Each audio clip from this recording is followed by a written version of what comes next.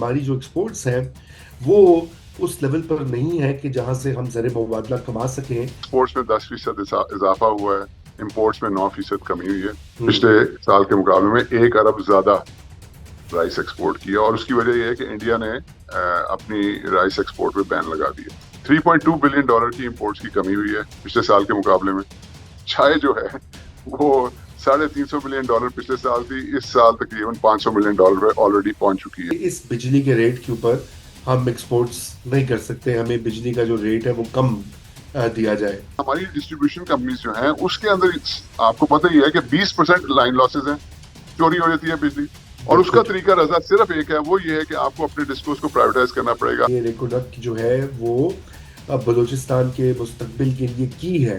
इस माइन के अंदर 780 टन गोल्ड जो है ना, उसके मिलने की एक्सपेक्टेशन है। इसका मतलब यह है कि पोटेंशियल $53 बिलियन ऑफ गोल्ड, $1250 अरब के कॉपर के रिजर्व हैं इसके अंदर। ये एफपीआर का इदारा जो है वो एक्सट्रीम हरासमेंट और रेंट सीकिंग के अंदर मुलविस है। जी अस्सलाम वालेकुम नाजरीन, सॉल्यूशंस फॉर पाकिस्तान की नई एपिसोड के साथ मैं और हारून ख्वाजा आपके सामने मौजूद हैं। और आज भी हर हफ्ते की तरह हम पाकिस्तान की मईशत के हवाले से और अहम पॉलिसी अमूर के हवाले से गुफ्तगू करेंगे। और हारून ख्वाजा साहब से डिस्कशन करेंगे, उनसे पूछेंगे भी कि इस वक्त एक नई हुकूमत जिसने कि अपना काम स्टार्ट कर दिया है, वो इस्लाहात की बात भी कर रही है। क्या वो इकदाम उनको उठाने चाहिए। लेकिन जो सबसे बड़ा इस वक्त पाकिस्तान को एक मसला लाहक है इसकी माशी तरक्की के लिए, वो एक्सपोर्ट्स का मसला है कि क्योंकि हमारी जो एक्सपोर्ट्स हैं वो उस लेवल पर नहीं है कि जहां से हम ज़र मुबादला कमा सकें और उसका इस्तेमाल कर सकें। हमारी इंपोर्ट्स ज़्यादा हैं और वो ट्रेड डेफिसिट जो है वो मौजूद रहता है। तो हारून साहब, सबसे पहले तो एक नए आदादो शुमार आए हैं और बड़े पहले दावे भी किए गए कि जी एक्सपोर्ट्स बढ़ जाएंगी। ये तो जरा उसके ऊपर थोड़ा बताइए नाजरीन को कि ट्रेड बैलेंस जो है ये इम्बैलेंस को हम कैसे फिक्स कर सकते हैं। बिस्मिल्लाहिर्रहमानिर्रहीम। रजा, जो आए हैं नंबर्स फरवरी के, यानी कि फिस्कल ईयर जो 24 है, जो कि जून में एंड होगा, जून 2024 का, उसके पहले 8 महीने फरवरी 2024 तक के नंबर्स जो हैं ट्रेड के वो आए हैं। वो मैं आपसे शेयर करता हूँ कि हमें हमारी एक्सपोर्ट्स में 10% इजाफा हुआ है, इंपोर्ट्स में 9% कमी हुई है। तो उस हिसाब से जो ट्रेड डेफिसिट है हमारा, जो पिछले साल तकरीबन $19 अरब का था, वो अब तकरीबन $13 अरब पे आ गया। सो 5 सवा 5 अरब का हमें जो है वो बेहतरी आई है। तो सो ये तो ट्रेड के नंबर्स हैं। मैं इससे पहले कि आगे जाऊं, होम रेमिटेंसेस उसमें डालें और उसमें डेट रीपेमेंट्स, प्रॉफिट रिपैट्रिएशन वगैरह डालें, उस पे आते हैं अभी। मैं आपको ये बताऊं कि एक्सपोर्ट्स 10% कैसे बढ़ी हैं। राइट।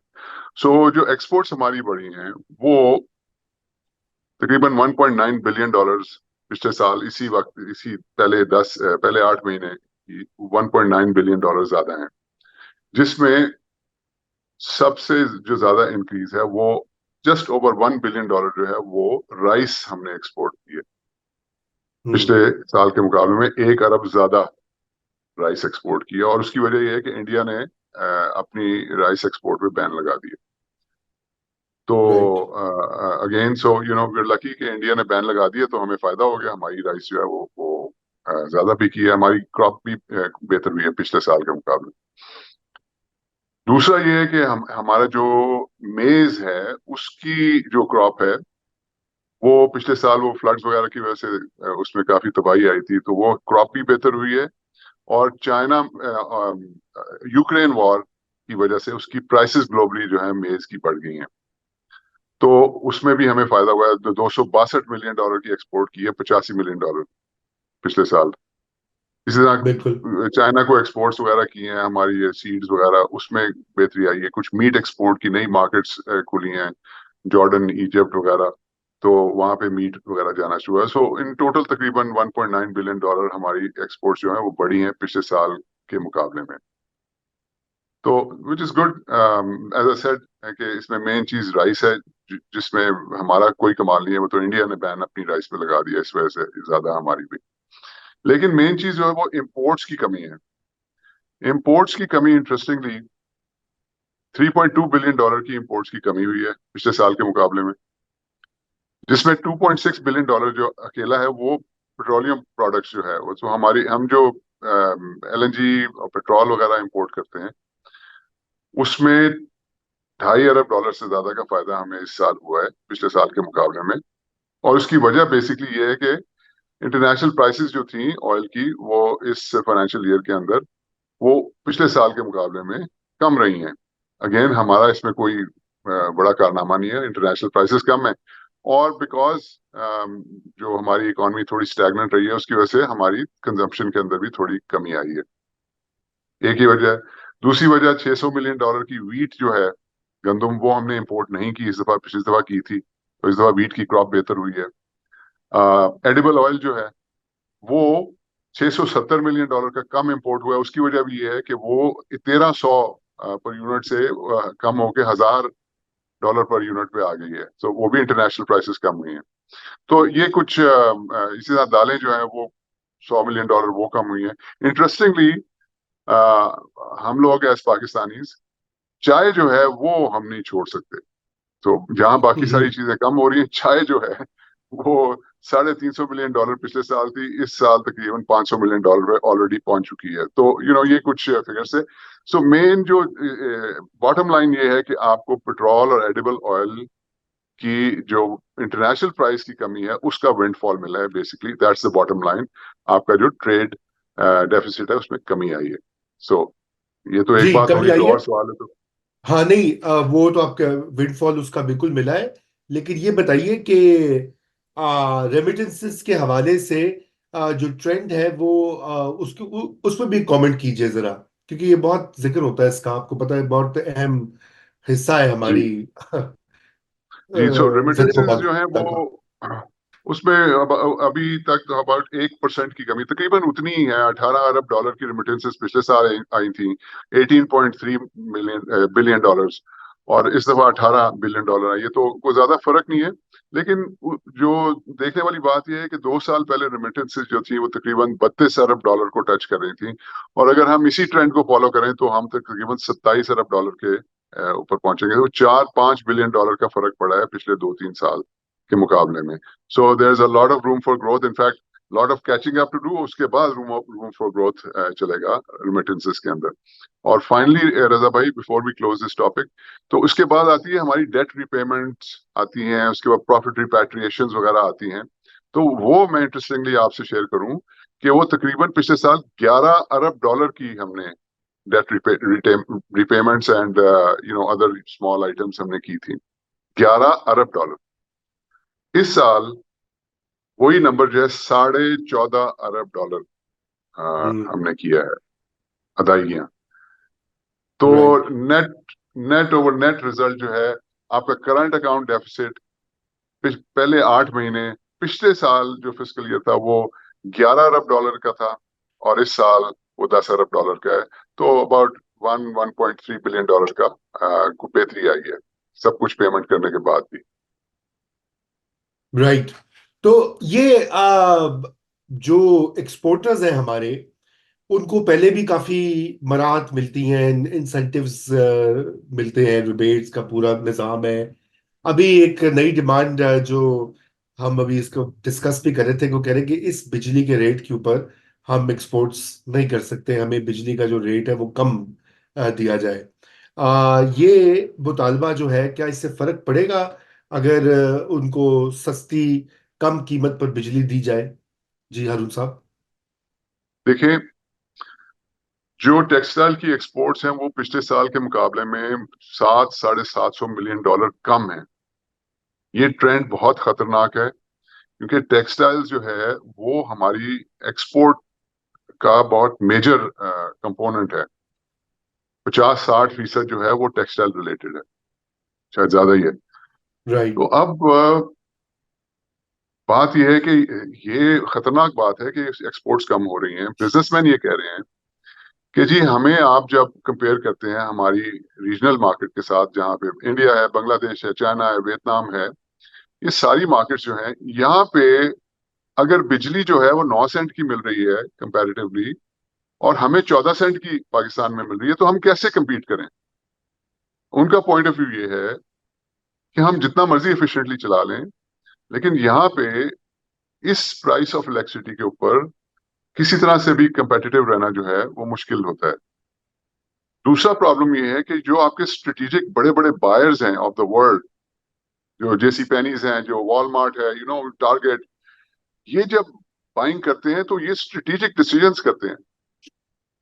तो आपका लेट्स से पाकिस्तानी एक्सपोर्टर जो एक्सट्रीमली एफिशिएंट है और वो 14 सेंट के ऊपर भी आपको कंपेटिटिव प्रोडक्ट दे रहा है, लेकिन जब वो कंट्री का रिस्क, ये बड़ी बड़ी कंपनी जब कंट्री का रिस्क असेस करते हैं और वो देखते हैं कि ट्रेंड क्या है, तो इरिस्पेक्टिव ऑफ द फैक्ट कि वो कितना अच्छा सप्लायर है, वो अपना business as a strategic decision वो उठा के दूसरी कंट्री में ले जाते हैं जहां पे वो उनको लगता है कि ये सस्टेनेबल है, यहाँ पे उनको कोई सप्लाई साइड प्रॉब्लम्स नहीं आएंगे, और वो कंपेटिटिव रहेगा वगैरह वगैरह। तो ये बात उनकी बिल्कुल ठीक है। रजा, ये इसके ऊपर प्रॉब्ली एक हम किसी दिन एक प्रोग्राम करेंगे कि ये एनर्जी टैरिफ्स और ये टेक्सटाइल मिल्स का मसला क्या है, इस पे बात हाँ करनी बड़ी जरूरी है। लेकिन मैं आपको इन शॉर्ट अभी बताता हूँ आपका सवाल का जवाब। अभी बात हम करें एनर्जी टैरिफ की। अब एनर्जी टैरिफ जो है वो सही कह रहे हैं कि भाई 14 सेंट है, वो ये नहीं कह रहे हैं कि आप 14 सेंट को कम करके हमें 9 सेंट करें। वो बेसिकली कह रहे हैं कि जी आप ये क्रॉस सब्सिडी जो है इसको खत्म करें। वो कह रहे हैं कि जो एनर्जी की प्राइस हम देने को तैयार हैं, लेकिन क्रॉस सब्सिडी खत्म करें। उसका क्या मतलब है? उसका मतलब ये है रजा कि आप थोड़ा सा बेयर विद मी। 1,38,000 अरब यूनिट्स बिजली के जो है ना, 138,000 बिलियन यूनिट्स ऑफ इलेक्ट्रिसिटी हर साल जो है वो हम प्रोड्यूस करते हैं। उसमें से 62,500 बिलियन यूनिट्स जो है, 62,500 बिलियन यूनिट्स वो लाइफ लाइन कंज्यूमर्स के हैं। जी, नंबर्स काफी जो है जी वो चकरा गया। बहरहाल प्लीज जी। कंटिन्यू। तो अब तकरीबन 50% लाइफ लाइन। अच्छा, इसका इसका डिफरेंस क्या है कि आपकी एवरेज प्राइस जो है, या 1,38,000 अरब यूनिट जो है, उसकी एवरेज प्राइस प्राइस जो प्रोडक्शन की है वो है तकरीबन 23 रुपए पर यूनिट। हम जिस तरह भी बिजली प्रोड्यूस करते हैं, पानी से आ रही है, हमारी न्यूक्लियर से आ रही है, हमारी कोल से आ रही है, ये सारे ऑयल से आ रही है, वो बेसिकली आती है एवरेज तकरीबन 23 रुपए पर यूनिट। जबकि लाइफ लाइन जो है कंज्यूमर्स, ये जो ज्यादा एफluent नहीं है, उनको 7 रुपए की मिलती है। राइट। तो अब होता ये है कि क्योंकि उनको 7 रुपए की मिल रही है और एवरेज जो है वो 23 रुपए है, तो बाकी लोगों को 40 रुपए की दे, वो जो डिफरेंशियल है उनको 40 रुपए की, सो वो 40 रुपए की दे के बाकी सबको सब्सिडाइज करें। तो आपके बिजनेसमैन जो हैं, जो टेक्सटाइल वाले हैं, वो ये कह रहे हैं कि भाई आप हमें वो चार्ज करें, हमें 23 रुपया चार्ज करें जो कि आपकी एक्चुअल एवरेज कॉस्ट है। वो ये नहीं राइट। कह रहे हैं कि आप कम करें या ज्यादा करें, करें जी, जो एक्चुअल कॉस्ट है हम देने को तैयार हैं, लेकिन ये क्रॉस सब्सिडी खत्म करें। फिर वो कहते हैं कि जी आपके जो है आप जब प्रोड्यूस करते हैं इलेक्ट्रिसिटी, तो आपके पास एक 50 साल पुराना यूनिट लगा हुआ है जो कि 40 रुपए का प्रोड्यूस करता है, हाँ बिल्कुल। और एक ब्रांड न्यू लगा हुआ है जो कि 32 रुपए का, जो कि 42 रुपए का प्रोड्यूस करता है। राइट। तो वहां पे कोई राइट। बाबू बैठा हुआ है, वो कहता है कि नहीं जी मैं पुराने वाले से प्रोड्यूस खरीदूंगा बिजली क्योंकि वो 40 रुपए की है। वो ये हाँ नहीं समझता कि वो 40 रुपए की जब खरीदता है तो जो नया वाला प्लांट है उसके 16 रुपए कैपेसिटी चार्जेस भी देने पड़ते हैं। सही सही। तो बेहतर डिसीजन ये है कि आप नए वाले से खरीदें, लेकिन क्योंकि वहां बाबू बैठा हुआ है, उसने ना सोचना है, और अगर सोचे भी तो कहेगा कि भाई कल को मेरे ऊपर उंगलियां उठेंगी। तीसरी बात यह रजा कि हमारी डिस्ट्रीब्यूशन कंपनीज जो हैं उसके अंदर आपको पता ही है कि 20% लाइन लॉसेज हैं, चोरी हो जाती है बिजली, और 10% रिकवरी नहीं होती। 30% लॉस के साथ कौन सी वो तो कोई दुकान नहीं चल सकती। बिल्कुल। तो अब वो हमारे बिल्कुल। जो ये बिजनेसमैन है, हमारे इंडस्ट्रियलिस्ट, वो ये कह रहे हैं कि भाई आप इस तरह से कैसे ये एनर्जी का सेक्टर जब तक सॉल्व नहीं करेंगे, तो वो तो सब्सिडाइज करें ना, वो चोरी को भी सब्सिडाइज करें, वो नॉन रिकवरी को भी सब्सिडाइज करें, वो गलत डिसीजंस को भी सब्सिडाइज कर रहे हैं कि जो जो अच्छा एफिशिएंट प्लांट है उससे बिजली लेने की बजाय इनएफिशिएंट से ले रहे हैं, और वो लाइफ लाइन कंज्यूमर्स को भी सब्सिडाइज करें। तो वो कह रहे हैं अच्छा जी ठीक है, हम लाइफ लाइन को तो सब्सिडाइज कर देते हैं, लेकिन बाकी तो ठीक करें ना। और उसका बिल्कुल। तरीका रजा सिर्फ एक है, वो ये है कि आपको अपने डिस्कोस को प्राइवेटाइज करना पड़ेगा। हम बोल बोल के थक गए हैं उसके ऊपर कि डिस्कोस आपके इतनी बड़ी बड़ी एंटिटीज बन गई हैं। ये मैसिव जो है, ये ब्यूरोक्रेसीज बन गई। इनको तोड़ें, इनको छोटा करें। मसलन लेस्को है, उसको 9 टाउन्स हैं लाहौर के, उसको 9 में छोटा करें, ताकि आपके लोकल इन्वेस्टर्स भी उसको खरीदने के काबिल हों। उसको प्राइवेटाइज करें, लोकल इन्वेस्टर्स आएंगे, कंपटीशन क्रिएट होगा। जब कंपटीशन क्रिएट होगा तो कंज्यूमर को फायदा होगा। जब प्राइवेट सेक्टर आएगा तो उसको वो अपनी रिकवरीज भी करेगा, लाइन लॉसेस भी कम करेगा। This is the only way बिजली की कीमत कम करने का। बिजली की कीमत कम होगी तो इंडस्ट्री जो है वो फ्लरिश करेगी और आपकी एक्सपोर्ट्स बढ़ेंगी। तो ये है जनाब पूरा सर्कल। सॉरी जी, थोड़ा अगर कॉम्प्लिकेट हो गया। नहीं थोड़ा सा है तो कॉम्प्लिकेटेड, लेकिन आई थिंक बड़ी इंपॉर्टेंट इसमें बात है कि किस तरह से इसको हम फिक्स कर सकते हैं, ये जो डिफरेंशियल्स हैं एनर्जी प्राइसिंग के। बहरहाल आप जैसे कह रहे हैं, इसके ऊपर डिटेल में एक अलग से हमारी होनी चाहिए कॉन्वर्सेशन, टेक्सटाइल्स और एनर्जी के हवाले से।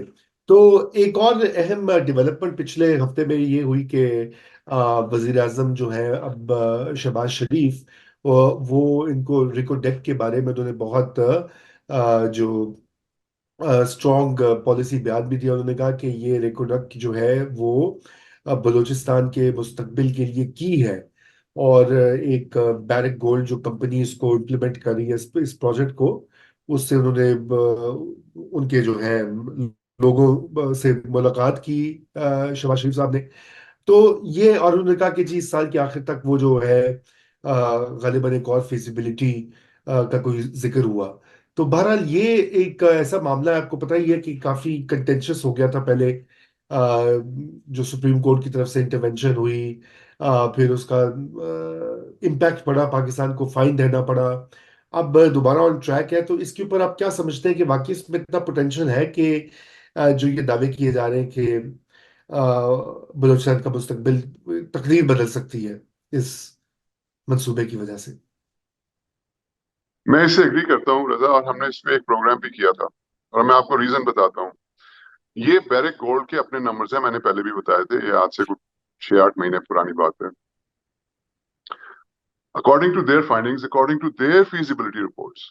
अच्छा, एक एक होती है प्री फीजिबिलिटी, उसके बाद सेवरल फीजिबिलिटीज होते हैं, फिर ऑपरेशनल फीजिबिलिटीज के ऊपर आ जाते हैं। सो दरमियान में फाइनेंशियल फीजिबिलिटी होती है, उसमें इंजीनियरिंग फीजिबिलिटीज, डिफरेंट रिपोर्ट्स होती हैं, डिफरेंट उसके ऊपर काम करते हैं, सॉइल्स के ऊपर काम करते हैं, उसकी प्लानिंग के ऊपर काम वगैरह वगैरह। तो अब वो फाइनल फीजिबिलिटी, जिसको ऑपरेशनल फीजिबिलिटी कहते हैं, उसके ऊपर वो पहुंच चुके हैं, यानी कि वो बहुत करीब है प्रोडक्शन स्टार्ट करने का।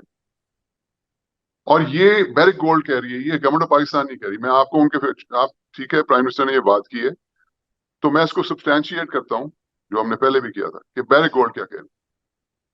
उनका एस्टिमेट है जी कि इस माइन के अंदर 780 टन गोल्ड जो है ना, उसके मिलने की एक्सपेक्टेशन है। और ये बड़ी एक्सपीरियंस कंपनी है। ये one of the largest companies in the world of mining companies है। And so they know what they are talking about. ये कोई हमारी प्लानिंग कमीशन के नंबर्स नहीं है। दूसरा राइट। उन्होंने कहा जी कि इसके अंदर 140 मिलियन टन कॉपर के रिजर्व्स भी हैं। राइट। तो अब मैं आपको बताता हूं इसका मतलब क्या है। 780 टन गोल्ड जो है, उसका आज की प्राइस जो कि $67 मिलियन पर टन ऑफ गोल्ड। इसका मतलब यह है कि potential $53 billion of gold. Oh wow. Right. Oh wow. अच्छा, और वो कहते हैं कि जी 2028 जब इसकी शुरू हो जाएगी, 2028 से इसकी माइनिंग, तो हर साल 4 लाख 400,000 आउंसेस जो है ना, वो इसमें गोल्ड के आएंगे। वो बनते हैं $764 मिलियन पर ईयर। यानी कि 2028 ऑनवर्ड वो एक्सपेक्ट कर रहे हैं कि $750 मिलियन पर ईयर का गोल्ड निकाल सकेंगे वो उधर से। हम्म। ठीक है जी, एक बात तो ये होगी। माइंड दूसरा बॉगलिंग। जी, और ये हमारे नंबर्स नहीं है, ये बैरिक के हैं। अब आप आ जाए उससे भी ज्यादा बड़े, कॉपर।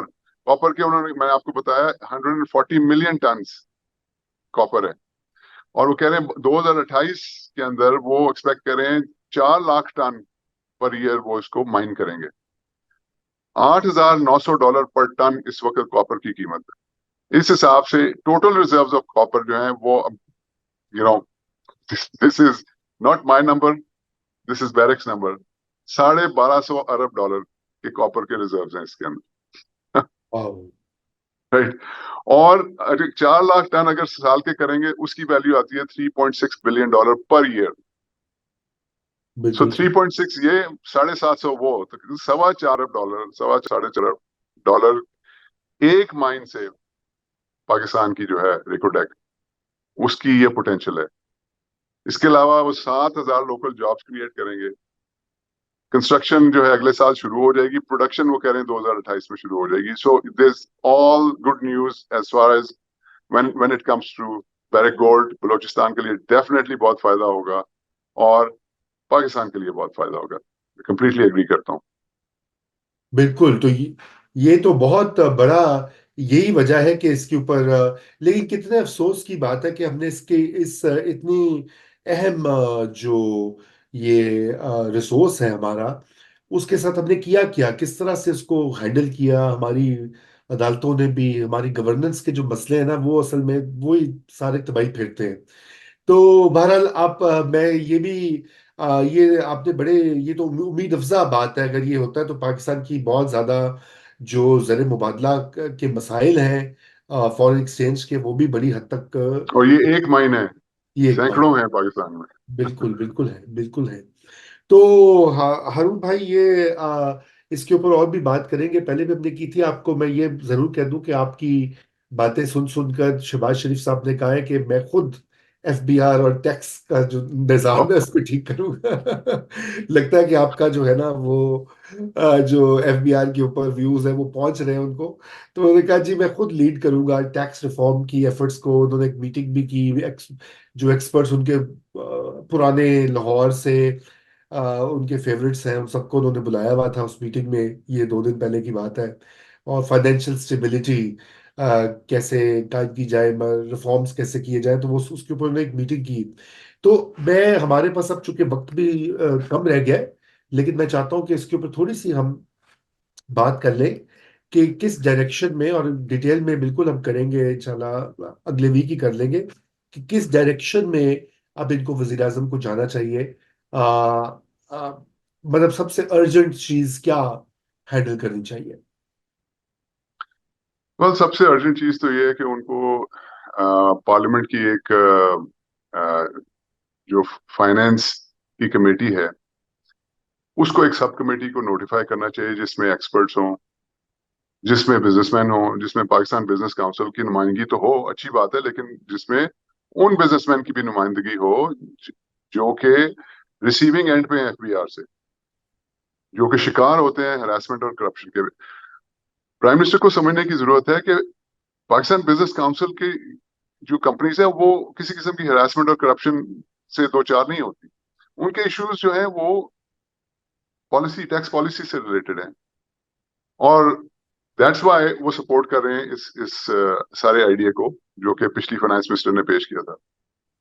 लेकिन आप टैक्स पॉलिसी बिल्कुल ठीक होनी चाहिए, सिंप्लीफाई होनी चाहिए, लेकिन वो करेंगे उससे टैक्स नहीं इंक्रीज होगा। उससे यस, कस्टमर सर्विस बेहतर हो जाएगी, उससे आपकी ये बड़ी कंपनी जो है इनके प्रॉब्लम हल हो जाएंगे, कोर्ट्स में नहीं जाना पड़ेगा।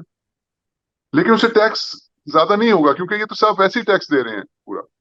आपको फोकस करना है उन लोगों पे जो टैक्स नहीं दे रहे हैं या कम दे रहे हैं। आखिर क्यों इस तरह होता है, क्यों वो इवेट करते हैं, क्यों वो अपने आप को टैक्स नेट से बाहर रखना चाहते हैं? इसलिए कि एफबीआर का इदारा जो है वो एक्सट्रीम हरासमेंट और रेंट सीकिंग के अंदर मुलविस है।